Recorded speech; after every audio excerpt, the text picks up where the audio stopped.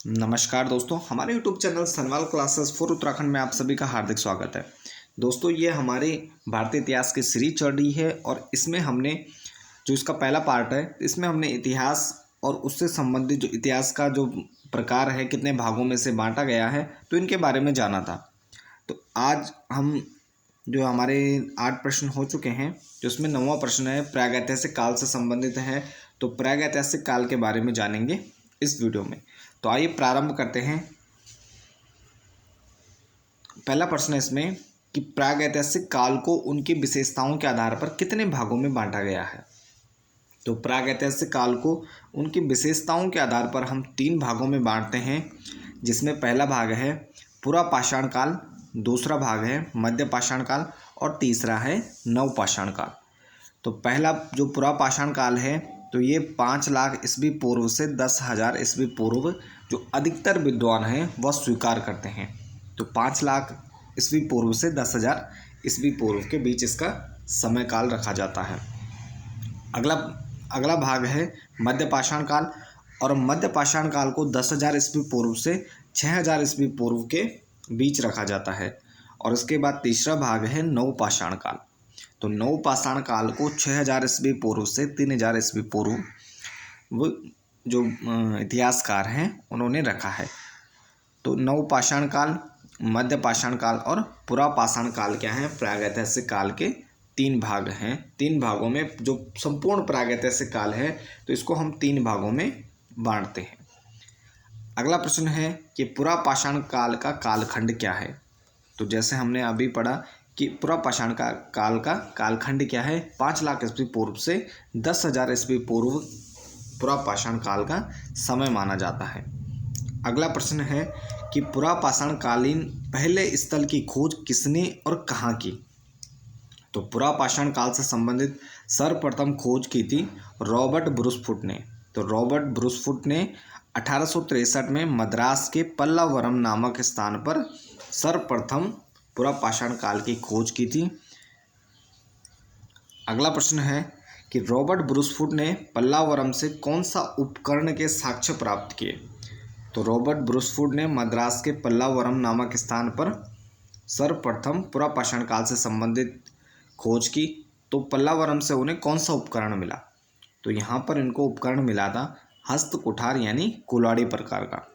तो हस्त कुठार या कुल्हाड़ी आकार की पत्थर की बनी हुई आकृति ने प्राप्त हुई।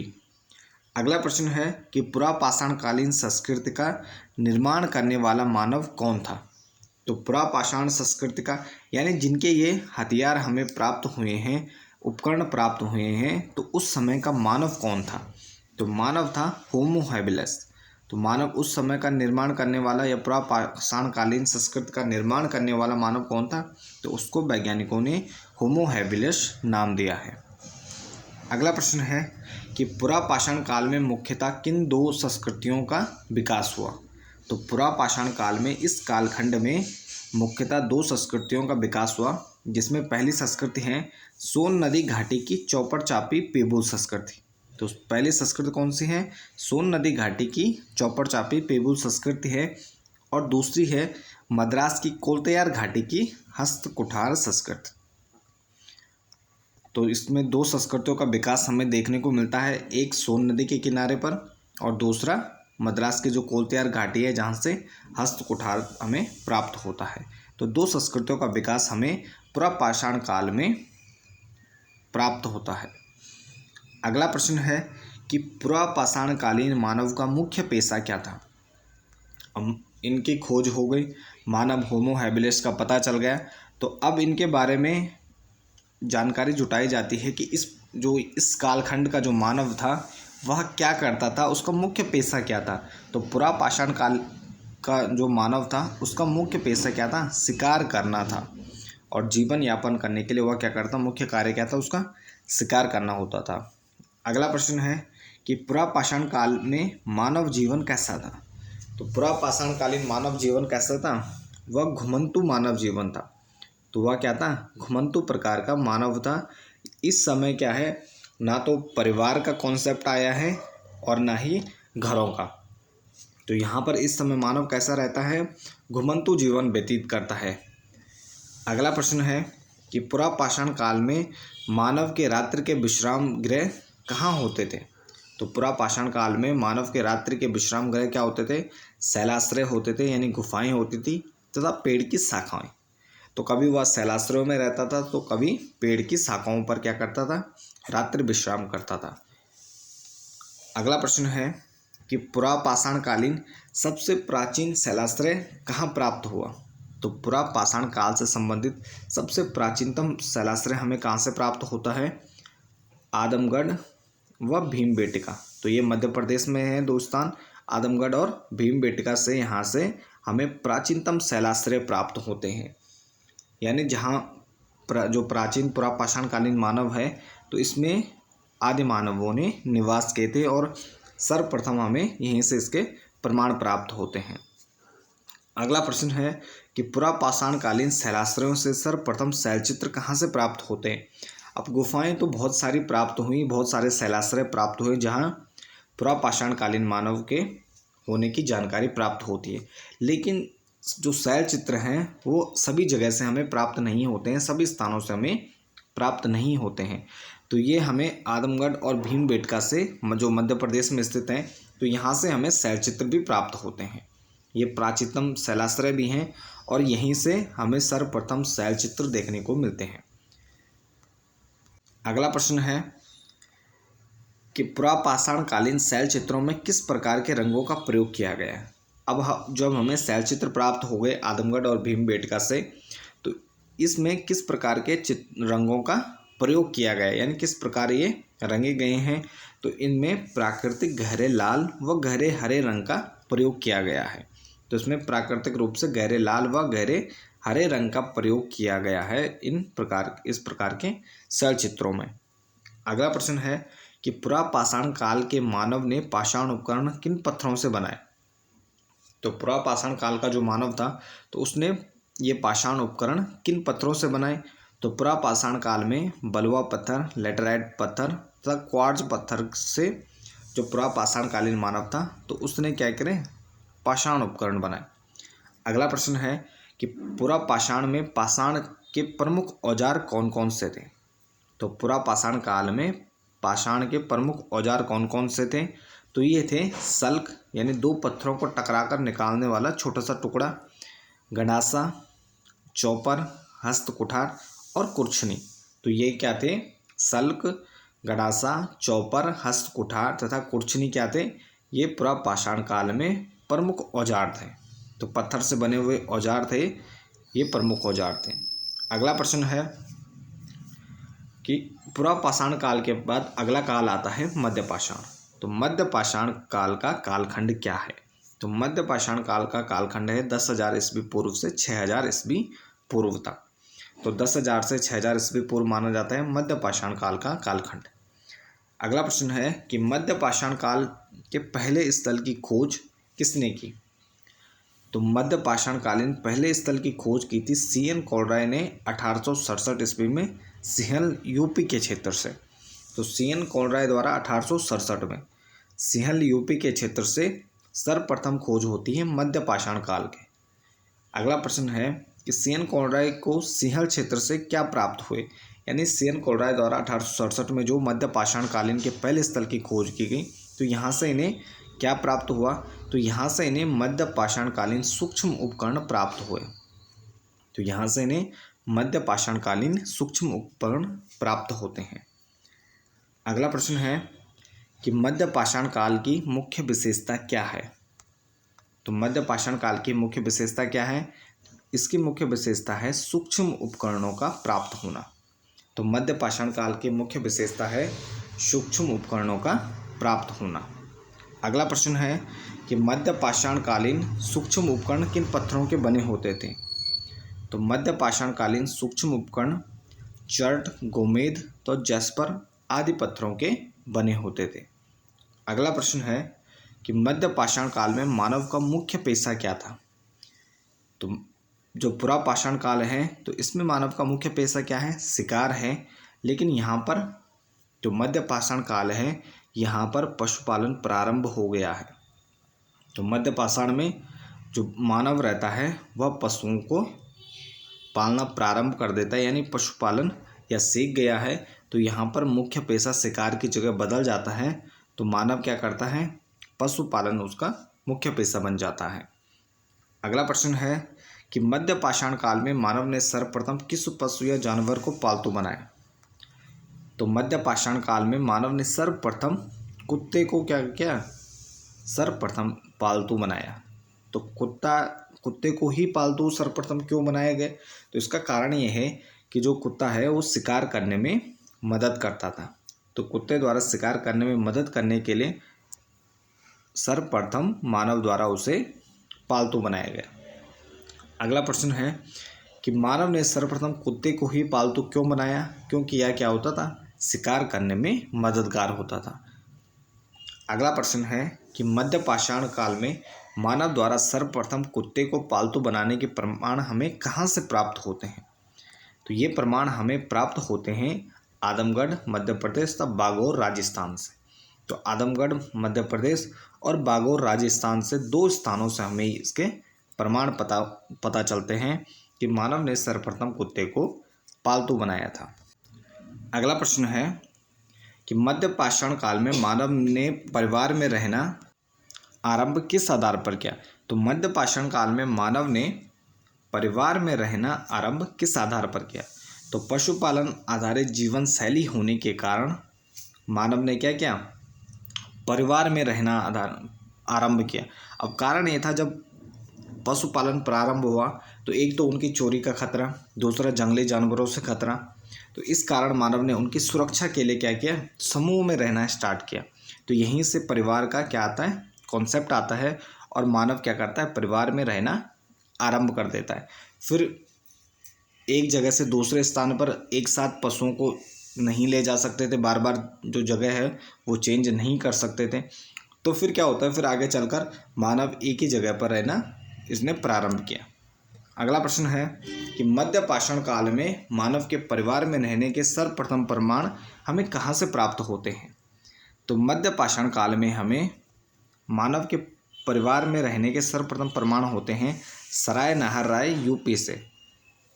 तो सराय नाहरराय उत्तर प्रदेश से प्राप्त प्राचीन सवदा के साक्ष्य प्राप्त होते हैं।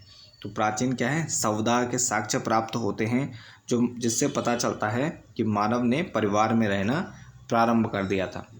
और ये किससे संबंधित है, मध्य पाषाण काल से संबंधित है। अगला प्रश्न है कि मध्य पाषाण काल में सर्वप्रथम युग्म सवदा के प्रमाण कहाँ से मिले हैं। तो एक साथ युग्म सवदा के प्रमाण हमें मिलते हैं महादा से। महादा मध्य प्रदेश में है, तो यहाँ से हमें युग्म सवदा के प्रमाण मिलते हैं। साथ में सवदा के प्रमाण मिलते हैं महादा मध्य प्रदेश से। अगला प्रश्न है कि मध्य पाषाणकालीन मानव ने तकनीकी विकास की ओर बढ़ते हुए किस उपकरण का विकास किया। तो मध्य पाषाण काल में मानव ने तकनीकी विकास की ओर बढ़ते हुए धनुष तीर का विकास कर लिया था। और धनुष तीर का ही विकास क्यों किया, क्योंकि यहाँ पर उसे शिकार करने के लिए धनुष तीर की आवश्यकता होती थी। तो इस कारण सबसे पहले धनुष तीर का विकास हुआ। अगला प्रश्न है कि मध्य पाषाण काल में मानव को आग की जानकारी थी, इसके सर्वप्रथम प्रमाण कहाँ से प्राप्त हुए। तो मध्य पाषाण काल में मानव को आग की जानकारी थी, इसके सर्वप्रथम प्रमाण भी हमें सराय नाहरराय उत्तर प्रदेश से 8 गर्त चूल्हे बने हुए हैं, जहाँ से पता चलता है कि मध्य पाषाण काल का मानव क्या है, आग से भली भांति रूप से परिचित था। अगला प्रश्न है कि मध्य पाषाण काल में मानव आग का उपयोग कर किस कला से अवगत हो गया था। तो मध्य पाषाण काल में मानव आग का उपयोग कर पाक कला यानी भोजन बनाने की कला से अवगत हो गया था। तो भोजन बनाने की कला भी मध्य पाषाण काल में विकसित हो गई थी। अगला प्रश्न है इसके बाद नव पाषाण काल। तो नव पाषाण का कालखंड क्या है। तो 6000 ईस्वी पूर्व से 3000 ईस्वी पूर्व तक या सिंधु सभ्यता के उदय तक। तो 6000 ईस्वी पूर्व से 3000 ईस्वी पूर्व तक सिंधु सभ्यता के उदय तक माना जाता है नव पाषाण काल का समय। अगला प्रश्न है कि सर्वप्रथम नव पाषाण काल स्थल की खोज किसने की थी। तो सर्वप्रथम नवपाषाणकालीन स्थल की खोज एच.सी. मैसूर ने उत्तर प्रदेश में की थी 1860 में। तो 1860 में सर्वप्रथम नवपाषाणकालीन की खोज की जाती है, स्थल की खोज की जाती है उत्तर प्रदेश से एच.सी. मैसूर द्वारा। अगला प्रश्न है, एच.सी. मैसूर ने नवपाषाणकालीन सर्वप्रथम कौन सी वस्तु प्राप्त की? तो इन्होंने उत्तर प्रदेश से 1860 में नवपाषाण काल स्थल की खोज की। तो ये इन्हें सर्वप्रथम क्या प्राप्त हुआ? तो इन्हें प्राप्त हुई मृदभांड यानी मिट्टी से बने बर्तन। तो मिट्टी से बने बर्तन सीख जाता है बनाना मानव नवपाषाण काल में। तो यानी मानव का जो दिमाग है वो काफ़ी विकसित हो चुका होता है नवपाषाण काल में, और यहाँ ये मिट्टी के बर्तन बनाना भी प्रारंभ कर देता है।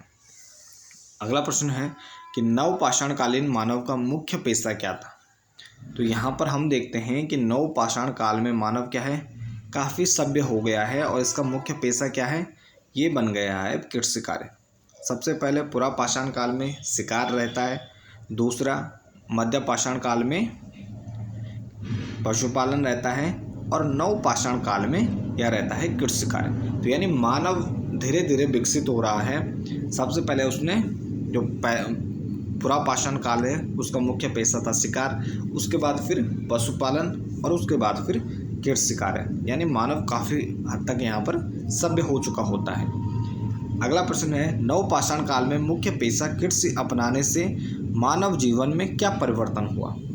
तो जब मानव ने नवपाषाण काल में कृषि अपनाई तो इसके जीवन में क्या परिवर्तन हुआ? तो यहाँ से होती है स्थायित्व की शुरुआत, यानी एक ही जगह रहने की शुरुआत होती है मानव जीवन में, यानी जो उसका घुमंतु जीवन है वह कम हो जाता है। तो नवपाषाण काल में मुख्य पेशा कृषि अपनाने से तो मानव जीवन में क्या होता है, स्थायित्व की शुरुआत होती है। अगला प्रश्न है कि नवपाषाण काल में मानव के साथ कुत्ते को दफनाए जाने का सर्वप्रथम प्रमाण हमें कहाँ से मिला? तो नवपाषाण काल में सर्वप्रथम कुत्ते के साथ मानव को दफनाए जाने का प्रमाण मिला बुर्जहोम। तो बुर्जहोम है कश्मीर में, तो बुर्जहोम कश्मीर से हमें सर्वप्रथम नवपाषाण काल में मानव को कुत्ते के साथ दफनाए जाने का प्रमाण मिलता है। अगला प्रश्न है कि नवपाषाण काल में मानव के जीवन में स्थायित्व की शुरुआत सर्वप्रथम प्रमाण हमें कहाँ से प्राप्त होते हैं? तो नवपाषाण काल में मानव जीवन के स्थायित्व की शुरुआत के हमें प्रमाण प्राप्त होते हैं मगहरा यानी यूपी से प्राप्त छोटी छोटी गोलाकार झोपड़ियाँ हैं, तथा बुर्जहोम और गुफ कराल से गर्त निवास के साक्ष्य प्राप्त होते हैं। तो मगहरा यूपी से गोलाकार झोपड़ियाँ, बुर्जहोम व गुफ कराल से गर्त निवास के साक्ष्य हमें प्राप्त होते हैं। गर्त निवास यानी गड्ढे वाले घर। तो यहाँ से हमें मानव के स्थायित्व जीवन का प्रमाण मिलते हैं ये नवपाषाण काल के। अगला प्रश्न है कि भारतीय उपमहाद्वीप में कृषि का प्राचीनतम साक्ष्य हमें कहाँ से प्राप्त होता है? तो भारतीय उपमहाद्वीप में कृषि का प्राचीनतम साक्ष्य हमें प्राप्त होता है मेहरगढ़, ये पाकिस्तान में है, और 7000 ईस्वी पुराना यहाँ पर गेहूं के साक्ष्य हमें प्राप्त होते हैं। लेकिन अगर भारत की बात करें तो भारत में कृषि का प्राचीनतम साक्ष्य हमें कहाँ से प्राप्त होता है?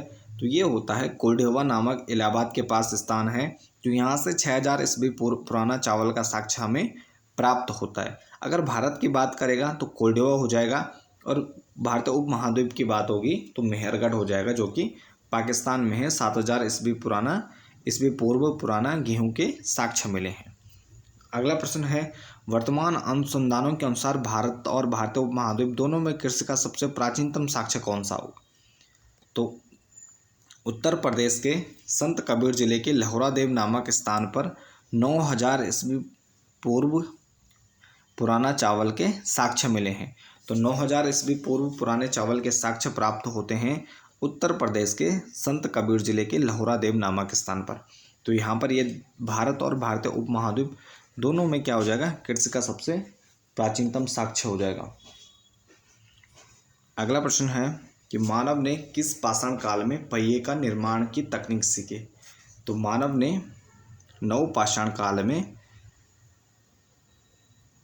पहिए के निर्माण की तकनीक सीखी। तो मानव ने पाषाण काल में पहिए के निर्माण की तकनीक सीखी, तो ये नवपाषाण काल में। अगला प्रश्न है कि मानव ने किस पाषाण काल में मिट्टी के बर्तन बनाकर चौक पर बनाना प्रारंभ कर दिए? तो मानव ने नवपाषाण काल में मिट्टी के बर्तन बनाकर चौक पर बनाना आरंभ कर दिए। तो मिट्टी के बर्तन चौक पर बनाना कब प्रारंभ हुए? तो ये हुए नवपाषाण काल में। अगला प्रश्न है कि नवपाषाण काल में मानव चौक पर मिट्टी के बर्तन बनाकर उन पे कौन सा रंग किया करता था? तो ये करता था गेरू वर्णीय रंग। तो ऑकर पेंटेड, तो गेरू वर्णीय रंग नवपाषाण काल में मानव चौक पर मिट्टी के बर्तन बनाना प्रारंभ कर दिया था। अगला प्रश्न है कि नवपाषाण काल के मृद भांडों के ढेर कहाँ से प्राप्त होते हैं?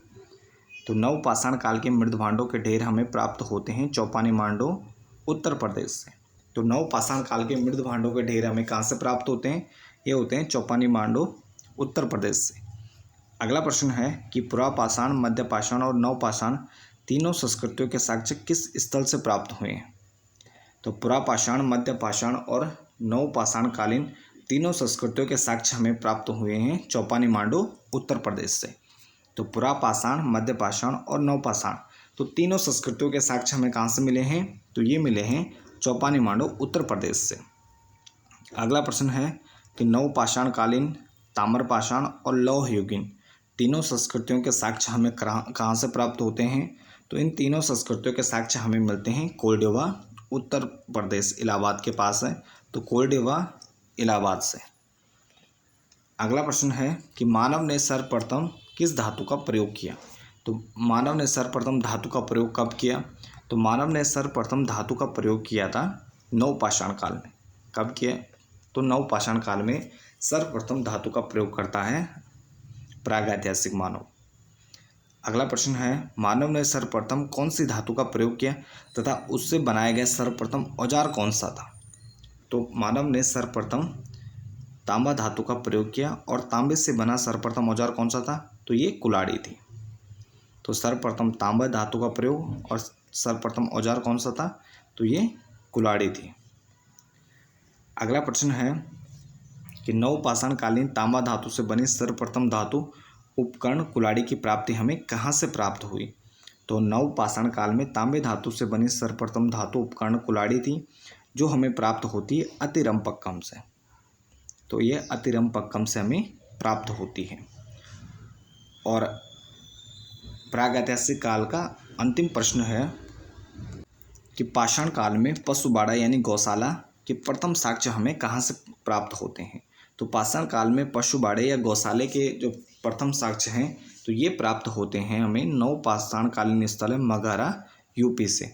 तो मगहरा, उत्तर प्रदेश से पशु बाड़े के सर्वप्रथम साक्ष्य हमें प्राप्त होते हैं। तो ये थे हमारे प्रागैतिहासिक काल से संबंधित महत्वपूर्ण तथ्य। तो इसके साथ ही इस वीडियो को यहीं पर समाप्त करते हैं। फिर इसके बाद जो हमारा नेक्स्ट टॉपिक होगा वह सिंधु सभ्यता होगा। तो इसके साथ ही इस वीडियो को यहीं पर समाप्त करते हैं। बाकी बने रहे आप चैनल के साथ। धन्यवाद।